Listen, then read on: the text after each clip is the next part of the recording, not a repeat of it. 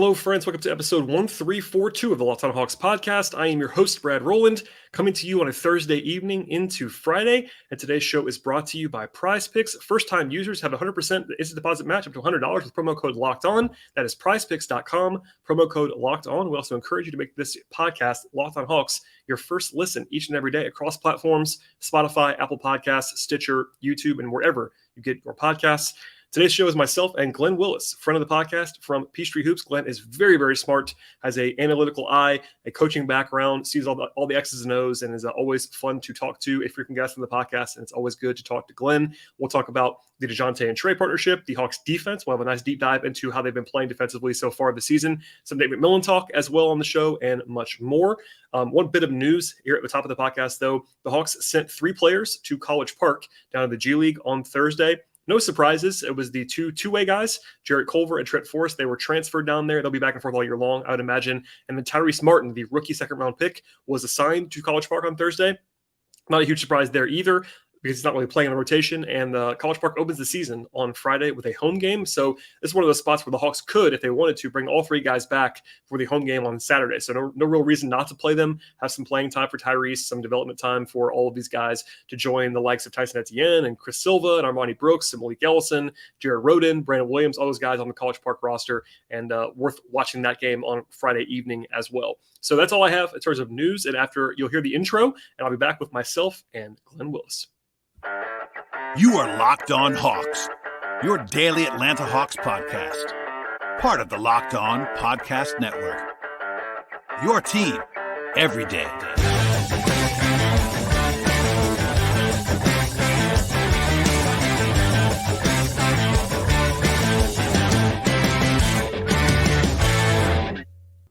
I am joined now by my friend and fellow Hawks consumer, Glen Willis. Hello, sir. How are you? I'm good, Brad. How are you doing today?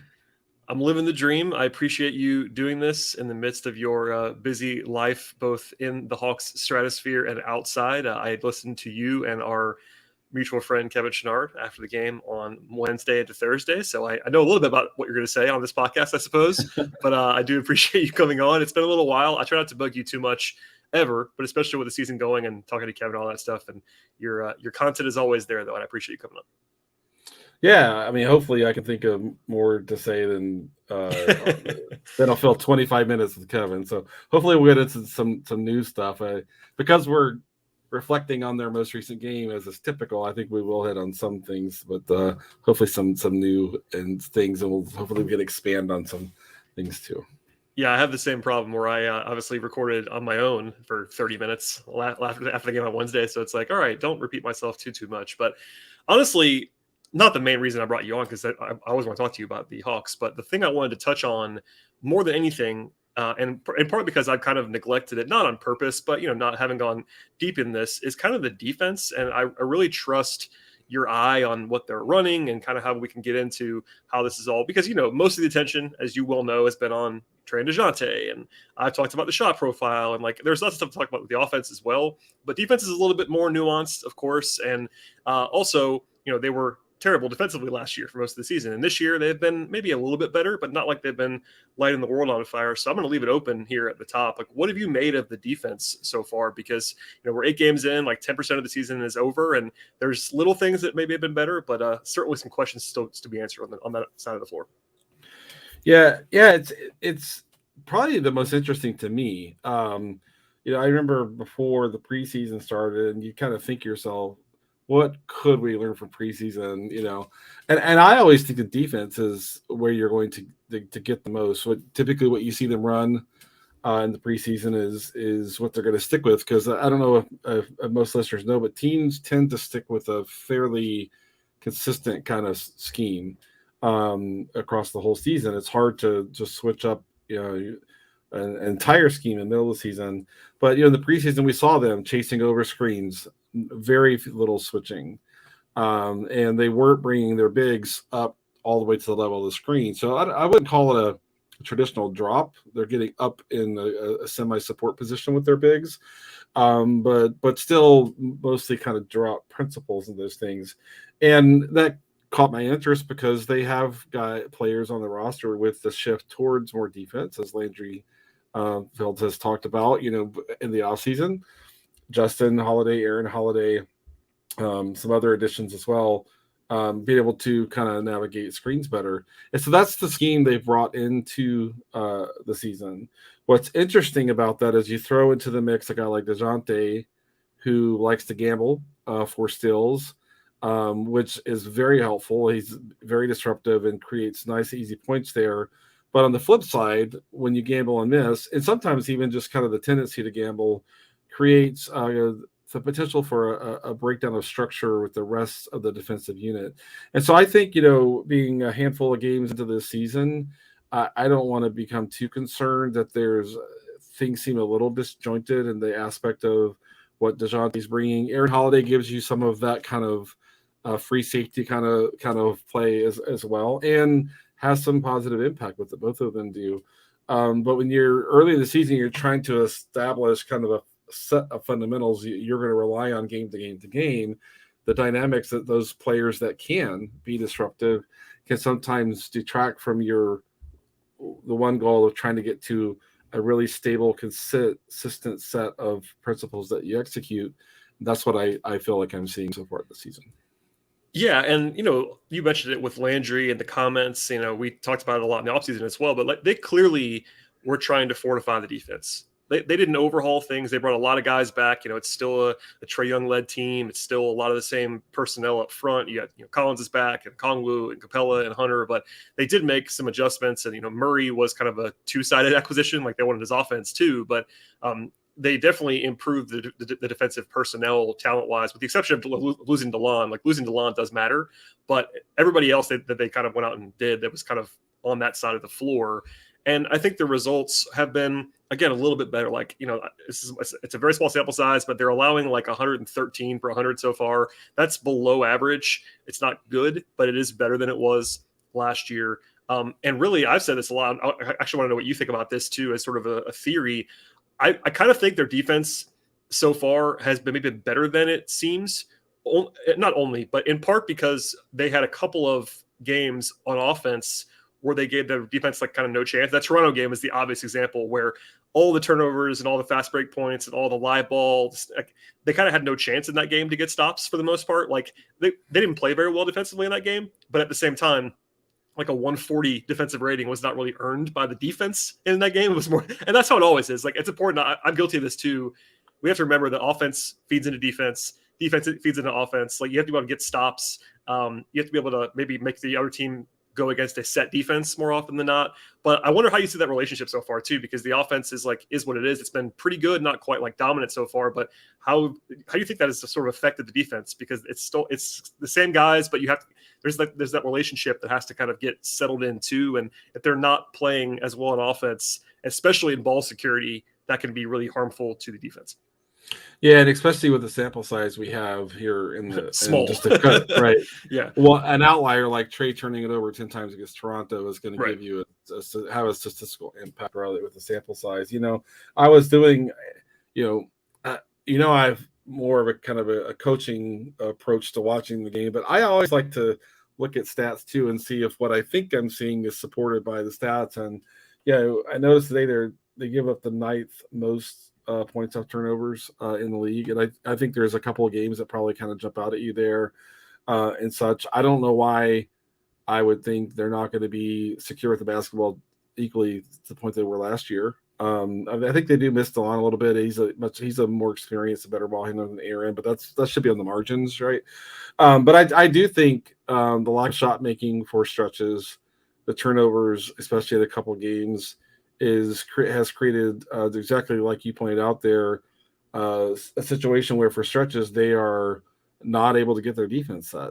I also think another factor there is like finishing at the rim. When your big man misses at the rim, you're not going to get him back as one of your first 3, maybe even 4 guys back in transition. So you're not going to kind of get back and get that presence there. So I think their offense has kind of created some drag on their defense coming into the season. My thought was, can they get the league average on defense? And they're sitting, I think, at about 20th now. I think right around there. Mm-hmm. Too early to try to decide, like, is that about where they're going to be the whole season or not? But it's not like they're like ridiculously out of range for where I was kind of thinking, like, can they elevate the league average? Agreed. It's close enough there, and I think even on their side, they're creating enough turnovers to kind of help them, generate some things too. But I do think the offensive underperformance on offense has created a challenge on defense that makes it a little bit hard to try to evaluate the defense in a vacuum. Yeah, that makes sense to me. And obviously, like you mentioned, it is a small sample size. I have to be very clear and consistent about saying that out loud. 8 games is not going to tell you all that much about anything. It tells you some little stuff for sure, but all of that kind of has to get thrown in the wash because, like you said, the outlier, especially that Toronto game, is really an outlier for what they usually are looking at, and that might have affected a lot of the numbers and all those things. All right, I have a big picture question to ask you in a second, but first, a word from our sponsors on the podcast today. Today's show is brought to you by PrizePicks. If you're looking for DFS option this year in the NBA or anything else, check out the award-winning app at PrizePicks. PrizePicks Daily Fantasy made easy. I love it, and I know that you will too. It's so very easy to use. I can vouch for that. I've been playing on PrizePicks for quite some time now in various sports and really enjoying the daily grind, going through all of the numbers. All you do is pick 2 to 5 players and weigh on whether they actually have more or less than a certain number of points or rebounds or assists or steals or all the other stats you might be looking for and might be interested in at this stage. And 1 to 10 times on any entry that you're doing. It's not against other people either. It's you against the numbers in the computer. PrizePicks offers numbers in any sport that you might be interested in, again, across the board. That includes the NBA, but also they have college basketball and the WNBA, NFL, college football, MLB, NHL, PGA, they have esports, they have soccer, they have NASCAR, they have tennis, MMA, boxing, cricket, and much more. And entry can be done just a minute or less, 60 seconds or less. It's that quick and that easy. PrizePicks also has safe and fast withdrawals, and they're operating in more than 30 states, including Georgia, and they're also in Canada. Download the PrizePicks app or go to PrizePicks.com. Sign up and play daily fantasy sports right now. And first-time users have a 100% instant deposit match up to $100 with the promo code LOCKEDON. If you deposit $100, PrizePicks will match it up to $100. $50, they'll do exactly that as well. 100% deposit match instantly if you use the promo code LOCKEDON. It's up to $100 at sign up for that instant deposit match. Check it out now at PrizePicks. Glenn, this is very broad, but I'm going to ask it in a very broad way on purpose. What is your biggest concern with the defense right now? Both short term, I guess, for full season, however you want to view that. What is your number one concern with what you've seen so far? Yeah, so I think the biggest concern for me is just the consistency with which they're defending on ball, right? I'm so tempted to say fouls, and I know we might talk about that here in a little bit. Yeah. But I think that's a lot. Yeah. But like the way they turned the Knicks game was they got up on the Knicks ball handlers, created more pressure, and were denying dribble penetration pass, denying comfortable dribble angles to screeners. And that's the way they disrupted everything the Knicks had going on. I will remind everyone, it's not like the Knicks have the most dynamic ball handlers in the league. So, this is not necessarily scalable, we'll say, to like the teams that have the best ball handlers. But, that was the opponent. So that's the results we're kind of looking at. And I asked myself, why has that not been what they've shown on defense more consistently? And I don't have an answer for that. I mean, someone closer to the team that's interacting with them more regularly than me might hear something along the way around that. But if you're asking me, like, what's concerning me, it's that they're not going to be a league average defense if they don't find more consistency with which they show defending the ball, steering ball handlers, funneling ball handlers to their big men, things that Nate typically does really enforce with his teams, and the defensive mindset he kind of brings is around that. So it's probably driving him crazy in a sense. But I think we saw in the next game that they can do that. So that's my biggest concern, is just that I think they absolutely have to have more consistent ball pressure, more consistent intensity in terms of how they're impacting ball handlers if they're going to try to get their defensive performance to where it needs to be for them to hit, say, high 40s or 50 wins this year. Yeah, we're on the same page. I wasn't sure what you were going to say. Yeah, I did not set that up on purpose. Glenn did not know I was going to ask that question, but we are on the same page. And like I've tried to kind of say that consistently. Like last year it might have been the same. I mean, I think I might have said the same thing, the same answer. Like that was maybe their number one weakness last year defensively, and having Murray does help that. But I think you mentioned it earlier. He is not necessarily known for being. He's not bad at this, but his excellent defensive traits are not like being sound. Like he's more of a playmaker defensively. He's not going to be this rock solid. He's kind of small for a 2 guard for one thing with this new role, and it's not because of him. Like he's just not going to change your defense in that way.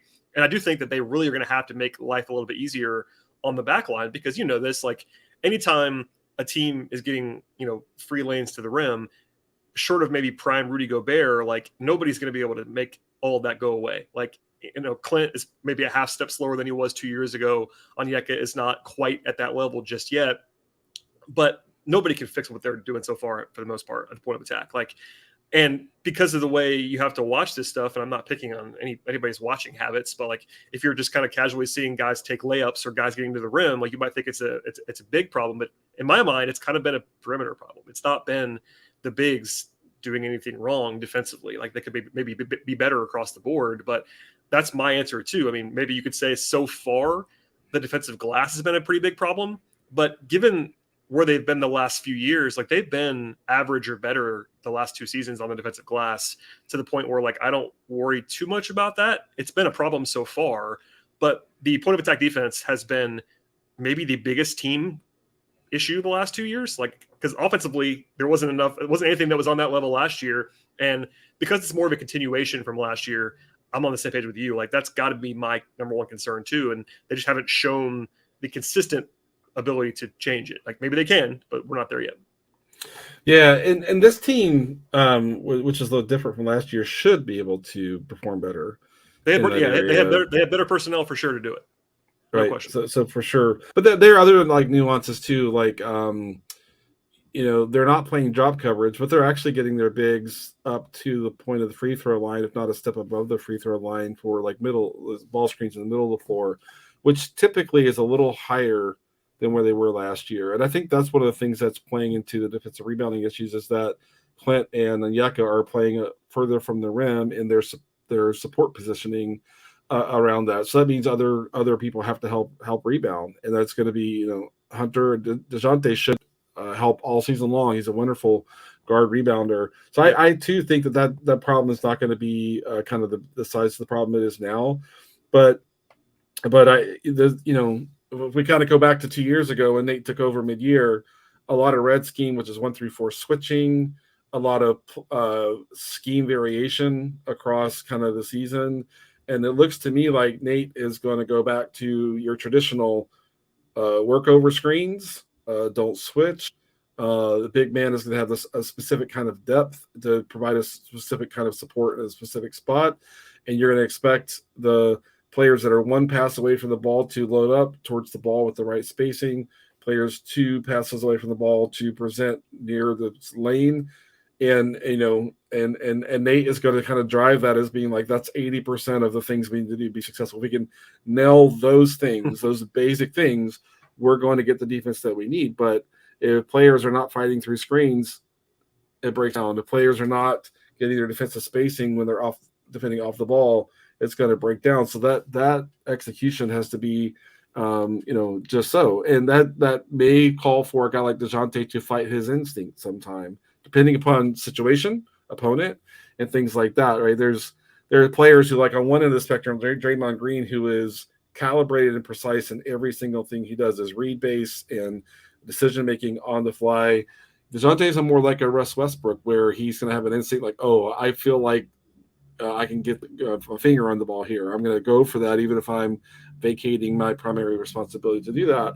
And so it's the coaching staff and on the players to kind of figure out is how do we become more aggressive when the opportunity presents itself that, we have a second unit from a team that doesn't have the strongest set of ball handlers on the floor. Maybe we get a little bit more aggressive and chase deflections and steals in that situation. Against other teams where they have a lot at the point of attack, you just need to stay sound and packed. Then DeJounte made to find a way to kind of turn that instinct off to go kind of chase deflections and turnovers.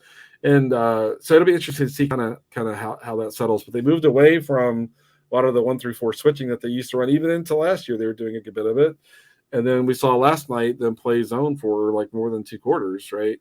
Yeah, Which was a matchup zone, which helped them a ton in that game. So yeah, it'll be interesting to see if it's seldom switching zone when we need it, if that's kind of the rest of the way. And even the matchup zone and the man principles are like 2/3 the same between the traditional man-to-man and the matchup zone. Those principles are still, there's a lot of carryover. So it's not like they're asking their team to use a completely different set of principles. The kind of the construct is a little bit different, but the principles are largely the same across those two.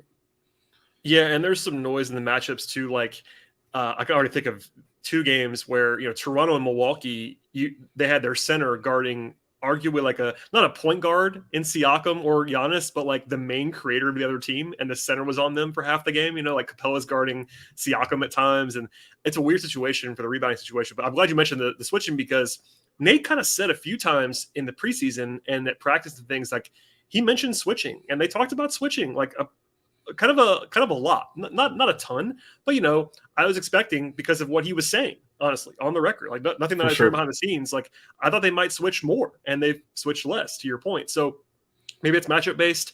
I wasn't expecting them to throw that zone in there that you talked about for Wednesday night, and I thought the first few possessions were kind of rocky with the zone, and then they settled in, and it definitely changed the game. They talked about it after the game as well, and if you watch the tape back, like it did change the way they defended. Like there was some help from the Knicks along the way, but it worked. But I wonder if it works now that teams can see it, and it's always different, and there's adjustments on that end. But yeah, they've been a little bit more stagnant than I would have thought. And personnel wise, there's always some questions about how switchable this roster is. Especially with Trae, like you're doing the 1 through 4. They don't want to switch Trae on the certain guys. That's very obvious the way they have to do that. And maybe that's part of the issue. But like they also knew that when they were talking about switching more coming into the season. So who knows? But I'm glad I'm not crazy that they have not really done that, because it seems to be that they're not really doing that. Especially, I will say this, those second units in particular, when Trae and Clint are off the floor, those seem like prime switching units to me, like potential switching units if they wanted to drill that. And it's never that easy. I'm guilty of this too. Like I'm sure you're about to say this, like you can't drill one situation all the time and then suddenly be like, all right guys, go switch now. But those personnel, like if you're talking about Murray plus the Holidays, Jalen or John and Okongwu, like that's a very on paper switching potential group, and they just haven't really done it even with them. Yeah, I agree, and I think typically if you see a team like if if I think the way the NBA coaches usually tend to think and communicate all these things is they want to establish their base defense. And then until that's consistent enough, sometimes they want to add anything, to the mix. So it could be that Nate wants to get to mixing in some switching, but he doesn't want to do that until the team kind of gets its base defense, its performance in their base defense to where they want it to be. So I wouldn't be surprised if there's more switching. Particularly, I think it's a great point with the second unit. One thing to keep an eye on is that end of quarter, ATOs, short shot clock. When they start kind of maybe on the fly adjusting to switching in those situations, it may be a little bit of a tease that there's more switching coming, because those are the situations where you tend to roll out the switching when you might not otherwise have tendency. So I'm interested to see as the season goes on, if they might give themselves, if we need to go in this direction, we can go matchup zone. If we need to go in this direction, we can switch. I wouldn't be surprised if, say, 3 or 4 weeks from now, we're starting to see that. My guess is just that Nate wants to see them execute their base defense better.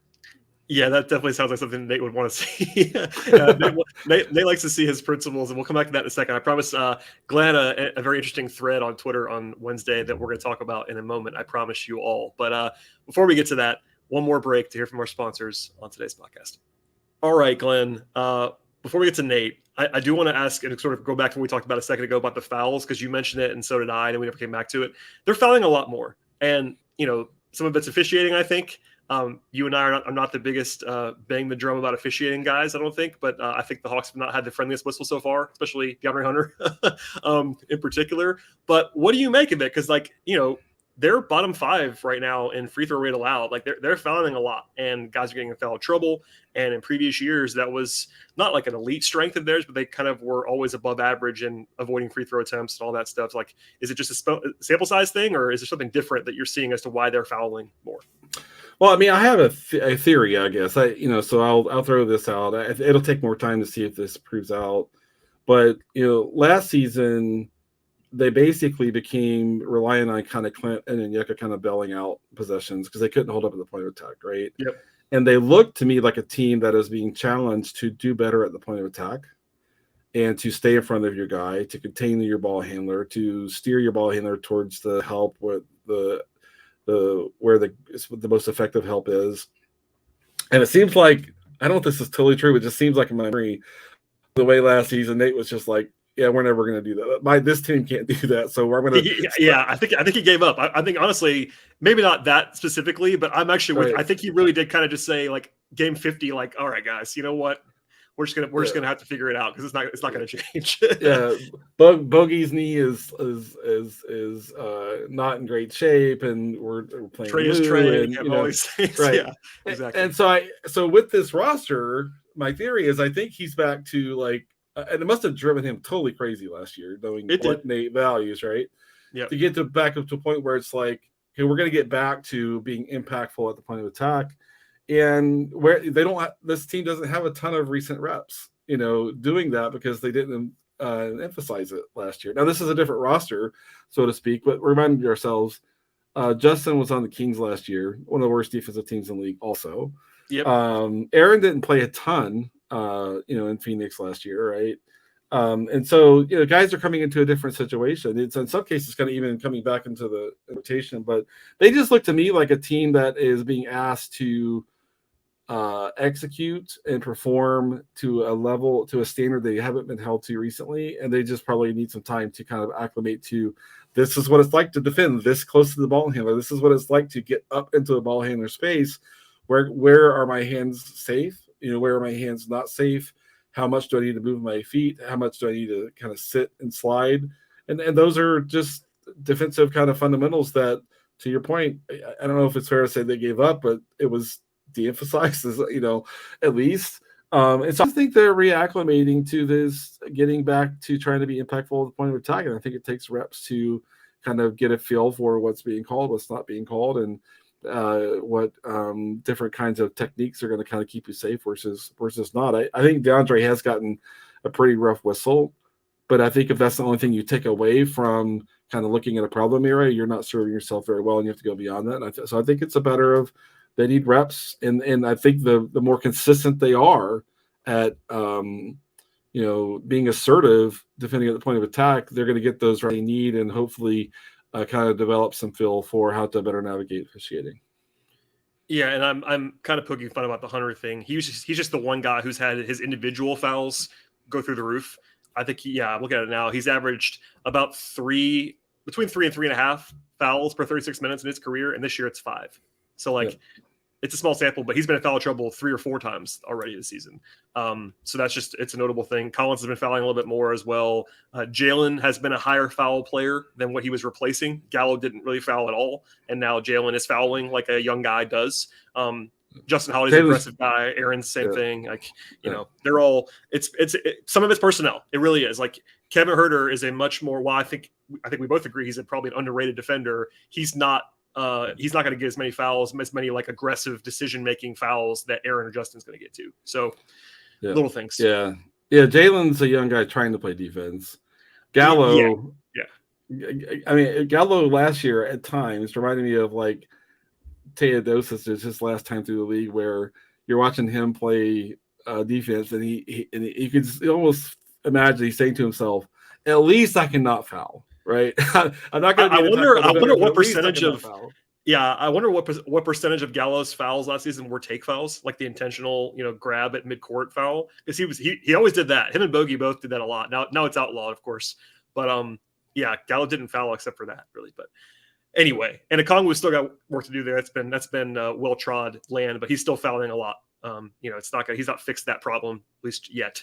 So that's all little things, but they need to probably quit fouling as much to figure out the rest of their defense. But it's a byproduct of being more aggressive. So as long as you force more turnovers, you can afford to foul a little bit more. And they have forced more turnovers. It's not been a ton, but I know it's funny to record this podcast. You and I scheduled this about a week ago.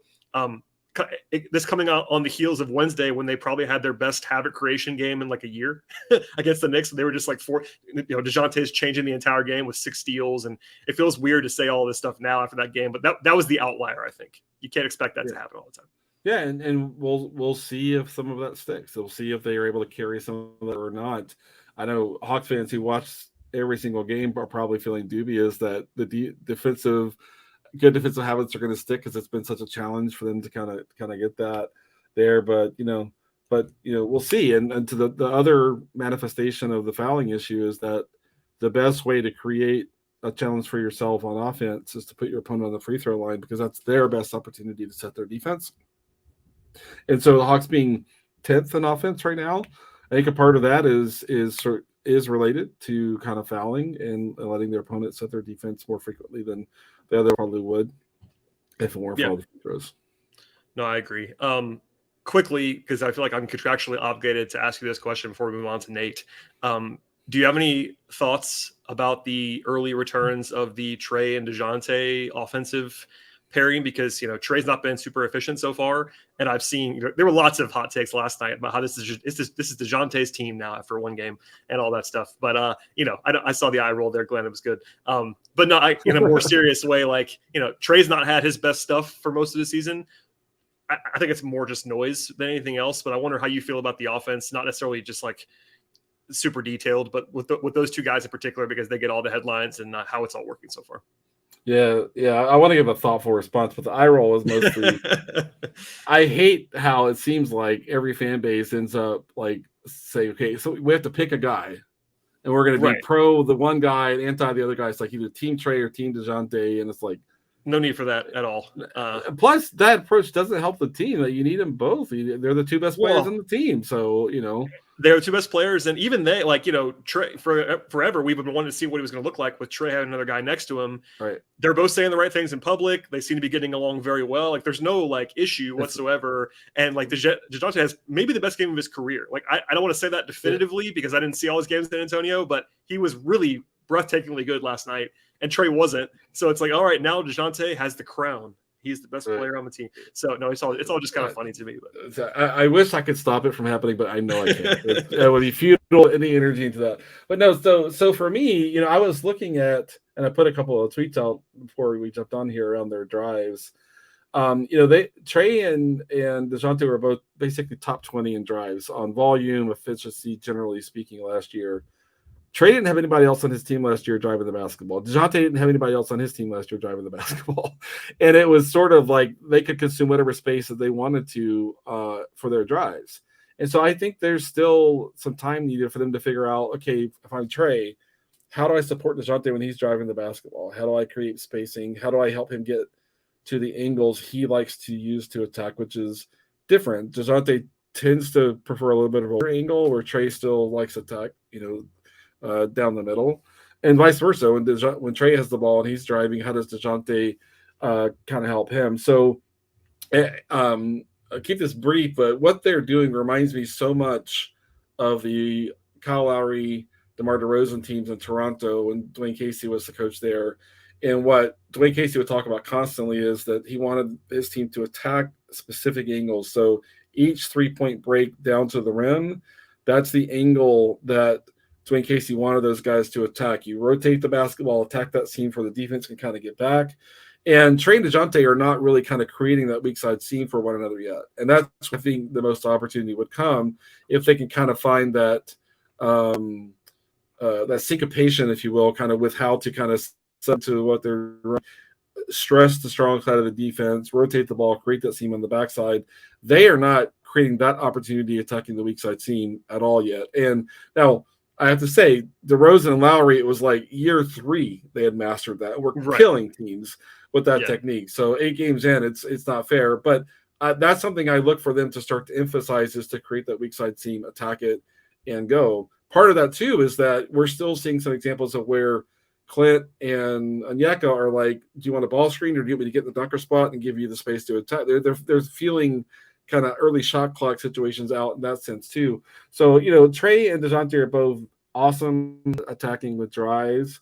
I just think this team needs more opportunity to kind of realize, like, Onyeka and Clint, when DeJounte is attacking from a wide angle, get higher to start, not behind the backboard.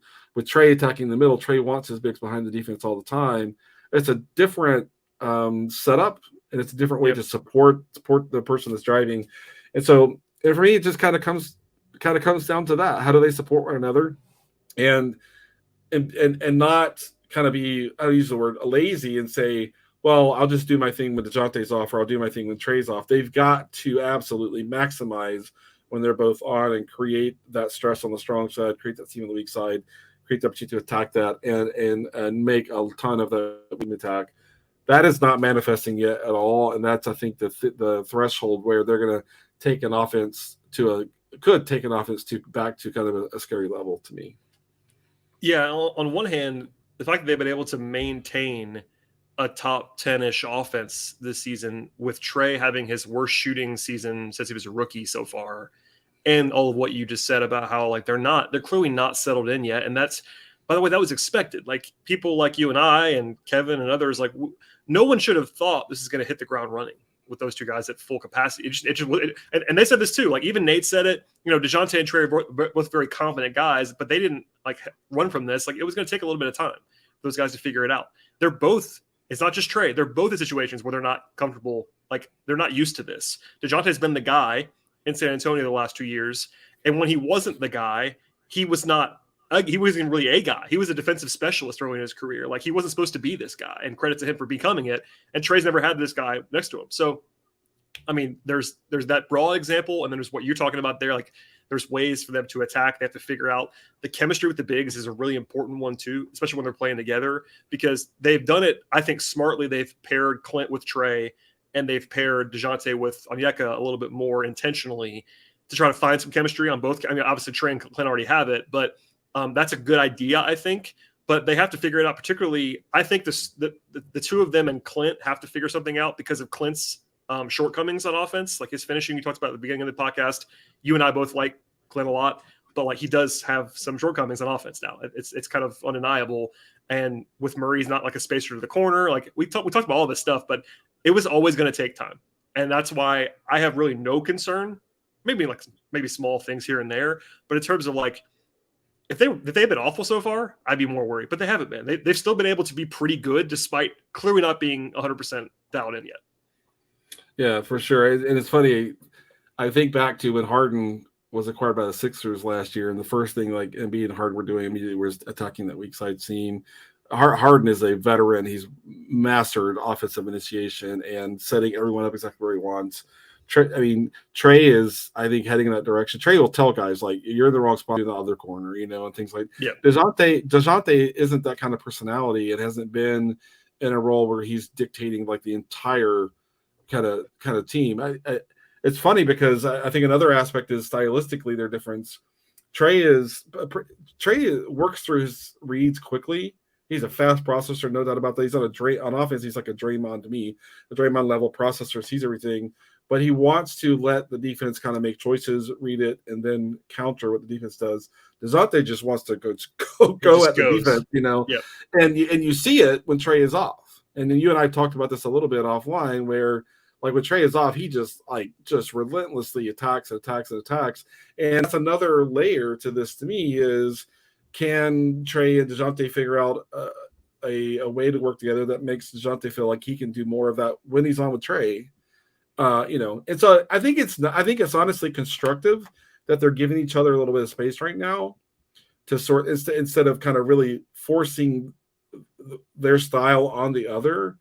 Trae is definitely setting up off ball more on a greater percentage of possessions and things like that. So they're giving each other a lot of space, and I believe fully that's constructive, and it will help in the long run. But the goal should be, how do we get DeJounte's assertiveness there even when he's on with Trae? How do we get the weak side seam created and leverage the way that he's kind of working strong side, weak side to get that created and stuff? So that's what I'm looking forward to come through. I don't know that I have a firm expectation around what the timing should be, but that's what I'm looking to see emerge in the coming weeks to see if there's some indication that stuff's coming along. Yeah, and again, we could probably do an hour on just that. I mean, we talked about it so much online, offline, everywhere else, and We'll come back to it. I'm very confident in the coming days, but I want to at least touch on that quickly because I have you here. Last thing I think, because we might go for a little bit on this. You talked about Nate, and we've kind of made fun of it a little bit, but in reality, like there's been a lot of angst in the fan base for sure. I don't know about the front office yet. I haven't heard this, but about whether Nate's the guy, and in the middle, especially in the middle of the first 17 minutes on Wednesday when the Hawks are down 23, which is I think what prompted you to send out the thread that you did during the game on Wednesday. There was a lot of meltdown mode about Nate, and look, like I've said this, I'll let you say what you think about it too. I don't think Nate's a huge difference maker in a positive realm. I don't think he's a top 5 coach or top 10 coach. I think he's not embarrassingly bad either. Like this is not a guy who like I think is going to make you look silly at any point. He's just kind of in the broad middle of coaches, and that's very general. But that's kind of what I believe. He has his strengths, he has his weaknesses. But anytime somebody asks me like if Nate's on the hot seat, it's like, well, if they don't win, he'll be on the hot seat. I'm pretty confident about that. What does that mean? He's a terrible coach? No, he's not. But is he Eric Spoelstra? No, he's not. But I want to give it to you because I don't want to make you recount your entire thread. But as people who watch every second of every Hawks game, I wonder what you are, where you are with Nate, because there's this whole discussion about like the angst part, and then there's a separate discussion which is kind of related about whether they might need a different voice to get to the next level, and that's a different discussion because that's a much more nuanced conversation of like, is this guy terrible? Is a different conversation versus, can this guy be the one that elevates you to being a contender down the line? That's definitely a different discussion, but it's also people are having it at the same time, and it's kind of they get crossed. Yeah, for sure. I try to find the right words to say how I feel about Nate so that I'm being transparent about it.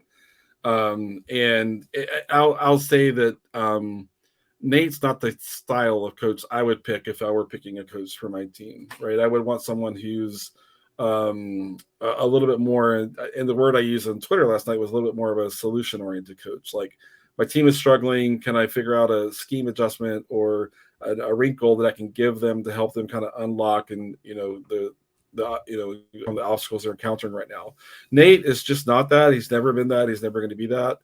But I'm also trying to be careful, and I said this to Kevin last night, that when I watch a game, I'd like to see two tacticians as coaches, kind of adjusting, counter adjusting, and I don't want that's your brain, Glenn. Not everyone thinks the way that you do, including me. Like, you see stuff that I don't see for sure. So and the main thing for me is that I think it's only fair that I don't use that preference of mine for what kind of game I like to watch, and have that show up in the way I'm evaluating Nate. Nate is a fine coach. Nate's a solid coach, in my opinion. He's not a bad coach, in my view. But I do think like what Nate gives the team is that when things are going poorly, calm down, focus on the basics. Let's get back to the basics. Play defense, defend your man, rebound, take care of the ball, move the ball, help each other, etc. And it's kind of funny because I think back in my coaching young people that a lot of times it really is about kind of stabilizing mood and getting people to work past the frustration of some adversity that's popping up in the game. And I think Nate, has been around the sport long enough, has a ton of experience, as much experience in the league as you could really want a coach to have. And I think sometimes like that's 80% of getting your team to kind of get back on a good path.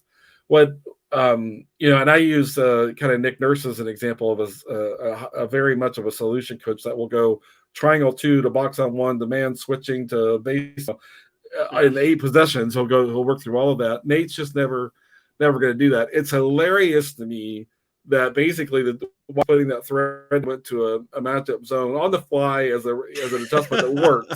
I was like, oh my God, they did this just to make me look like I don't know what I'm talking about. But for me, if you have upper end talent, and what you need is a coach that will hold those talented players accountable to the basics, the fundamentals, the principles, and that not being committed to those basics is what's going to erode what that talent can accomplish. Nate could be a fantastic coach in that situation, right? And so if that's kind of the plan, if that's the formula you're seeking, Nate can be a helpful coach around that. In my mind, if you get to the point where you're going deep into the playoffs and you're going to see different defensive schemes switched up on the fly and things like that, can you counter adjust? I don't want to sit here and say Nate can't do that. I think what I feel more confident about is Nate doesn't believe that he wants to throw all that at his team. Typically, I actually don't want to have an opinion whether he can't or can't because we haven't seen him try. So there's no fair way in my mind to evaluate that. But Nate is going to always take his team back to the basics, back to the principles. And last night, that was exactly what his team needed. What I will say is that my theory, a little bit of a theory and belief around Nate is that like he was the perfect coach for a Knicks series where the Knicks were an under-engineered, under-talented offensive team, and he generated a defensive plan that choked them out of their offense, and that was great. Philly got to the next level, and he was like, we're going to make Embiid for 2.5 quarters and trust he's going to run out of gas and see who else has anything for us. And again, they were a flawed offensive team. And Milwaukee had a few flaws, too, that they kind of attacked as well. So if the idea is like, hey, coach, give us a plan that gives us a chance, Nate can come up with that all the time, right? Yeah. He's going to say, these are the 1 or 2 things we can attack in our opponent, give his team those things and say, we're going to make that work. What I think he's less oriented for, again, I don't want to say he can't do it, is when his team is not hitting those 2 things that they're trying to hit to take advantage of their opponent. How do you kind of pull back and recalibrate your plan on the fly, right? I just think he doesn't believe that that's the type of solution that he wants to kind of give his team on the fly. He's going to get back to like, no, we know what we're going to try to do. We just need to do it better. We just need to execute it better. And he had the word I like is I think he's very convicted about that belief and that basketball philosophy, which we might say stubborn, we might use other words or whatever, but I think he really, really believes that. And I just always want to say there's value there. And they can help a lot. Do I personally think that can kind of get you to a championship? I think I think that's less likely. And I think that you might need a coach that it could be Nate with the right mix of assistants where he's empowering assistant to generate those adjustments on the fly. I think like Melvin Hunt was tremendous at that in the time that LP was coach. And so there might be just kind of a way to maybe kind of mix that up. A coach like Nate might, like Larry Bird, for example, had a lot of success as a coach and empowered Rick Carlisle as an assistant to do a lot of that game management stuff, right? So you see some models where that has worked sometimes. So I don't think that I hear a lot on Twitter like you do. Nate has to go. Nate has to go. Nate has to go. and I don't want to just be dismissive of people who have so long as someone's not being hateful about it and using, language that doesn't, I think, help the conversation, I'll engage a little bit here and there. I also recognize in the middle of a game, fan emotions are at its highest, especially when things are going poorly. Yeah. But Nate's a fine coach. He's a solid coach. He brings a lot as a coach, in my opinion. He's not stylistically kind of what I enjoy watching. But that's not to say that he can't help his team accomplish a lot this year. So I'll just kind of leave it there. Yeah, no, I think we're on the same page. And, I try not to get frustrated by the frustration, if that makes sense. Like I do try to harken back to when I was more of a pure fan and getting just mad at coaches and things like that. And like, it's a very natural thing. Like it happens across sports, especially honestly, maybe even less in the NBA than it does in baseball and football. Like in baseball, it's like manager bullpen things. People get mad about that. And I do that. People have your own opinions. And in football, it's play calling or however you want to do it. Like there's always a natural fan thing to get mad at the coach when the team's not playing well. So there's that part of it for sure. Arthur Smith running the ball down 3 touchdowns. That was one that I've not enjoyed a few times so far. So yeah, no, that's a good example. But yeah, it's just a really nuanced discussion. And I do think that there are concerns. And I think not to default, I try not to do this very, very often because it's like an appeal to authority kind of thing. But like if you talk to people in the league that I think know these coaches and know this stuff better than I do, Nate has a reputation for what we just said, like being a very solid guy, but maybe not the most high upside guy. Like he's not the most inventive or innovative guy. Like he's an old school. He has real value. And honestly, like him taking over 2 years ago, it didn't single-handedly like make them into what happened. A lot of things had to go well, but he was what they had to hear at that point in time. Like he has that. I mean, it's a meme now, but the cool, calm, and collected thing does work. It works. Right. Like he preaches it and they buy it, but that's not the like X's and O's stuff that you might have someone like Spoelstra or Nurse have. So I think we could do this whole thing again, but I think that we're relatively in agreement here. Like, I don't think he's going to change your life as a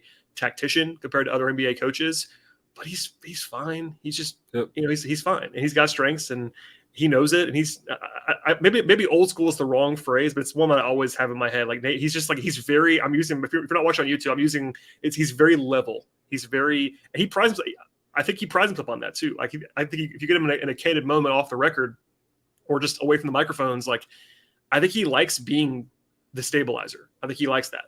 So agreed. And that's exactly what he was when they made the change from LP to him. It's like, the team, there was drama going around. People were not having a good experience. It sounded like that's just the way it sounds. I don't know any of that firsthand or whatever. Don't want to go back to trying to tell that story again. And they calm things down and stabilize them. And that's his approach. Is calm down, focus on the basics. We know what we need to execute. Our execution of the basic thing is 80% of what's going to determine whether we have success or not.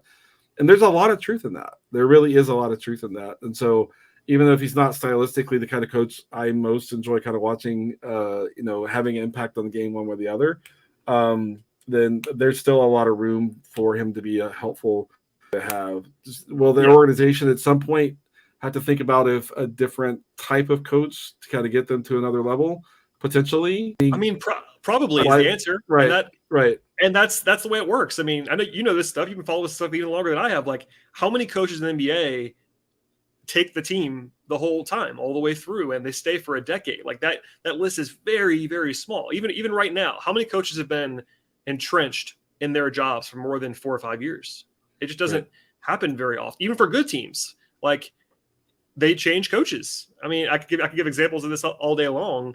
Title winning teams have changed coaches within a year or two of winning the title. It's what happens. There's a churn there, and only a handful of guys are like really entrenched. Your Steve Kerrs, your Spos, how many guys can you name? Like, even Doc Rivers is a controversial figure. He's been there a long time now in Philly, but like, everywhere Doc goes, people were trying to run him off. And he's been like, he's like, good luck. He's probably going to go to the Hall of Fame. Like, Doc Rivers is like probably going to be in the Hall of Fame one day as a coach. Right.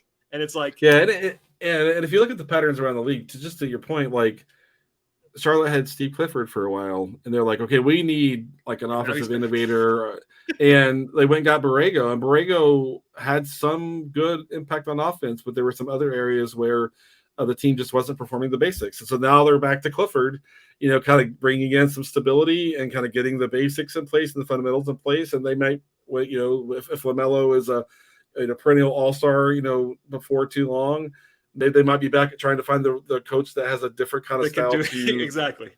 So it's a moving target. I think it is kind of a moving target, unless you get one of the top guys like a Spo or a Kerr or a Pop. And sometimes you don't know who that guy is. I mean, that's the thing. Also, there's a lot of randomness here, like, especially with coach hires, because for as much as I try to talk to assistant coaches and you try to get to know these guys, and your Darvin Hams and guys who've been around this Hawks team that have become head coaches, on the outside, we can never know who's going to be a great head coach as an assistant. There's just no way of knowing. Like, I've always liked Darvin Ham as like example. I guess the example I'll use. He's the guy I talked to the most. He was in Atlanta.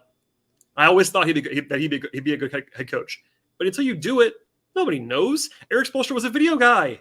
Like, and he became a top 10, 15 coach of all time potentially. Like, he's it's one of those things. Like, you have Nick Nurse was not a high profile name. Like, no one knew who Nick Nurse was outside of the league. Like, nobody knows who that is. But then you get into, like, Greg Popovich was the GM of the Spurs and hired himself as the coach. Right. So, like, think about the most prominent examples of head coaches that everyone thinks now are awesome. None of those guys were supposed to be awesome. Right. Yeah. I mean, Willie Green, to the average NBA fan, probably came out of nowhere last year. He was a very respected assistant coach and did a great job with the Pelicans last year. And I don't know if he's going to survive it, but I think Steven Silas is doing a great job in Houston. I think the stuff that he gets his young team to execute blows me away. And he might have to land his second job before he gets to a point where he has an established enough roster to kind of show what he can do. But I like what JB Bickerstaff is getting out of Cleveland. I'm like, when they hired him, I'm like, they play really good basketball up there. So it is kind of a moving target, and it's trying to get the right fit with where your team is, what that next threshold is your team's trying to get to, and all of that. But there's no urgency right now for the Hawks to like be looking at a at a coaching change. Big picture, is there maybe a need to kind of think about the way to kind of evolve the organization forward, and might coaching be part of that? To your point, I think that's probably in the future. It almost always is for every organization that's not already a contender, so that's not like some shocking statement. But I think people who think like Nate is causing all the issues, I don't disagree with that. Although I'll say I under frustration because there are times I watch, I'm like, can we do something different, right? And but Nate's gonna be like, take care of the ball, defend your man, rebound, et cetera, et cetera.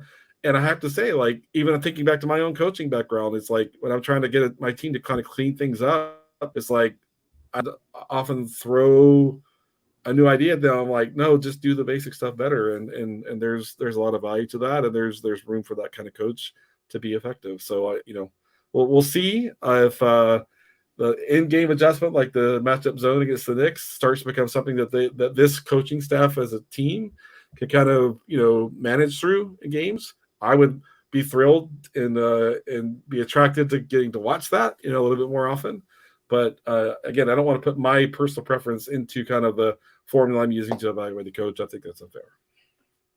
And that is why you are yourself, Glenn. You're very level-headed on these things. You're an artist and a technician, all those things wrapped into one. I do appreciate you coming on the podcast to lend your expertise. And I always say it. I know I said it during this podcast, but you see things that I don't see. You have the coaching background that I don't have. I do make observations, but I always miss things, and I learn from you. So I appreciate you coming on always. And hopefully people are following you across platforms and listening to Deep Breath. You and Kevin Chenard. Hello, Kevin. On the ATL on 29 podcast. I love Kevin. Kevin's been on the show.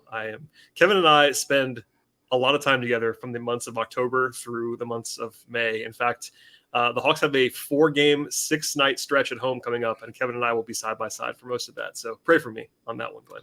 Yeah, you guys will be ready for a break from one another by the time when that ends. Yeah, we can talk about the Pelicans game too. I guess we should get out of here, but definitely a fun game on Saturday. Let's just say. I think it's going to end up being like, to me, this is one of the most 5 anticipated games for me. A Saturday night game, a good Pelicans team, well coached. I hope that both teams can kind of come in as healthy as possible. I think it's going to be an awesome game. I can't wait to watch it. So yeah, looking forward to that. But I appreciate all the kind words as always, and appreciate your friendship, and always love talking basketball with you. And whether it's here where your viewership can kind of take it in, I'll always have a good time. Thank you, Glenn. I appreciate it. And we'll go back to our more candid conversations in Slack and other places. But as for everybody else, please subscribe to this podcast. Follow Glenn, not only here, but at Peachtree Hoops and on Twitter at Willis_Glenn and ATL29. Follow the show on Twitter as well at Locked On Hawks. And we'll see you guys after the game on Saturday. Enjoy the rest of your week. And it's a big one, as we just talked about on Saturday. Hawks, Pelicans, 7:30. That'll be fun. And we'll see you next time.